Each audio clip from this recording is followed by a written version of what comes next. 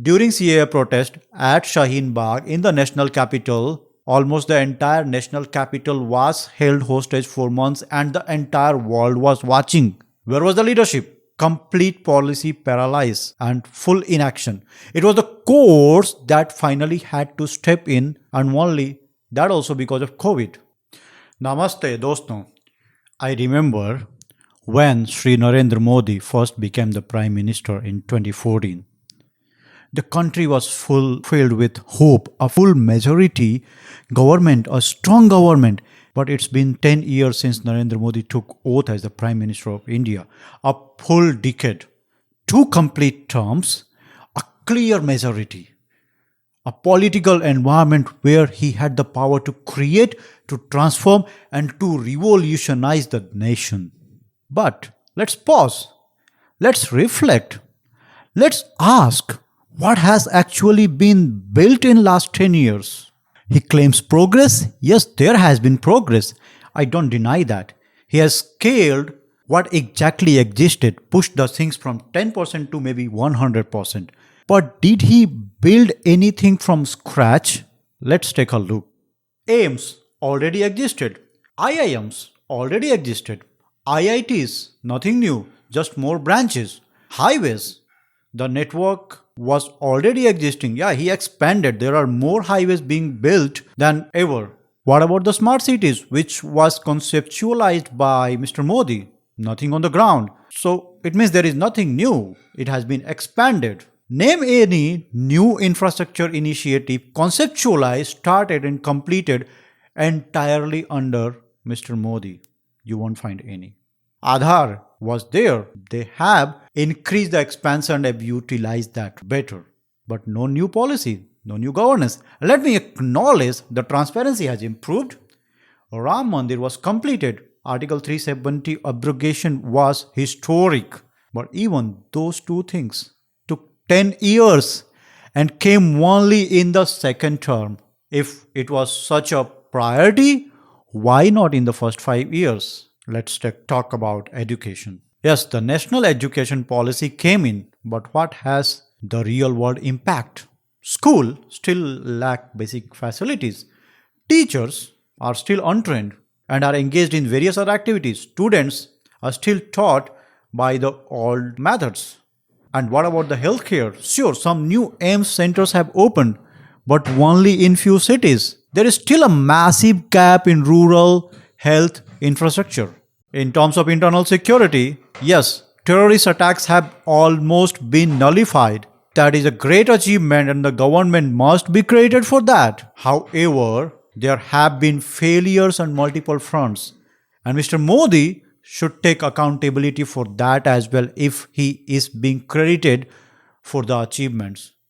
Few examples. There are a lot, but I'll just give you a few examples. During CAA protest at Shaheen Bagh in the national capital, almost the entire national capital was held hostage for months and the entire world was watching. Where was the leadership? Complete policy paralysis and full inaction. It was the courts that finally had to step in, and only that also because of COVID. If the COVID had not been there, not sure whether it was lifted or not.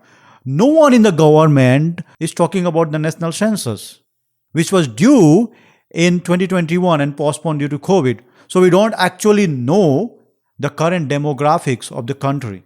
And there are a lot which you can Google and you can find. I'm not telling everything. Is this the kind of government we expect from a so-called strong government?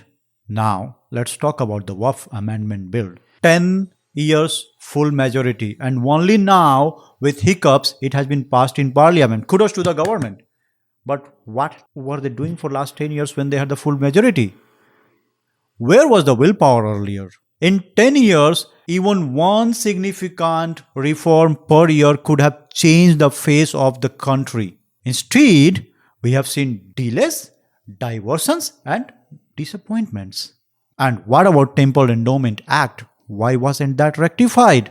What about bureaucratic reforms? And let's come to the topic which touches almost every Indian. Yes, railways, one of the most important backbone of India. Accidents still happening. Delays still regular. Passenger amenities still lacking.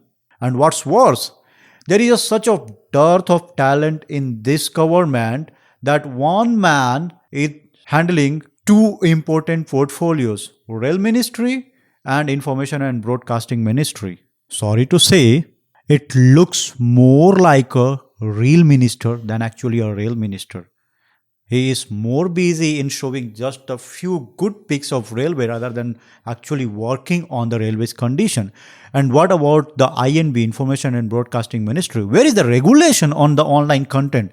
Streaming platforms are flooding our youth with vulgarity, misinformation, and divisive content.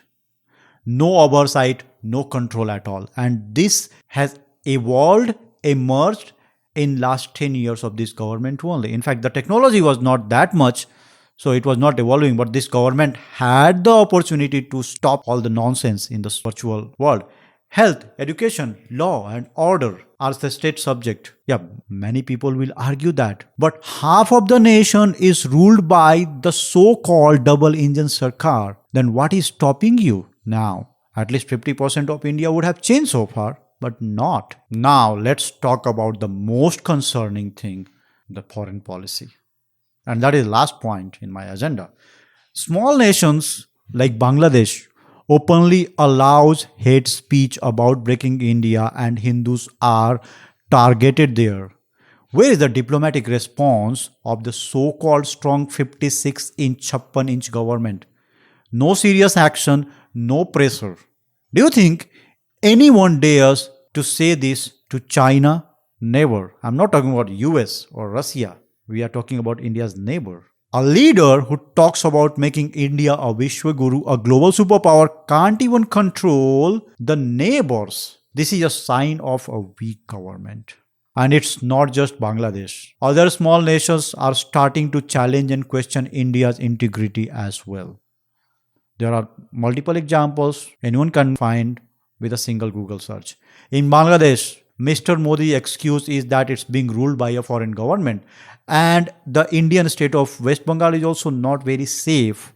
And in that, the excuse is that it's being ruled by the opposition government. So the people has not given you this prime minister post just to have an ideal conditions to act always. It's a complete failure of policy under Mr. Modi's government.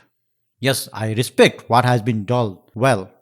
Transparency, PR, and improved education. That has really done. But we also cannot ignore no new fundamental infrastructure. Bullet train they are talking about when it will come, we don't know. And smart cities are failure. Weak response on internal and external threats. Failure to control the critical ministries like railway. No major policy reform despite full power for 10 years.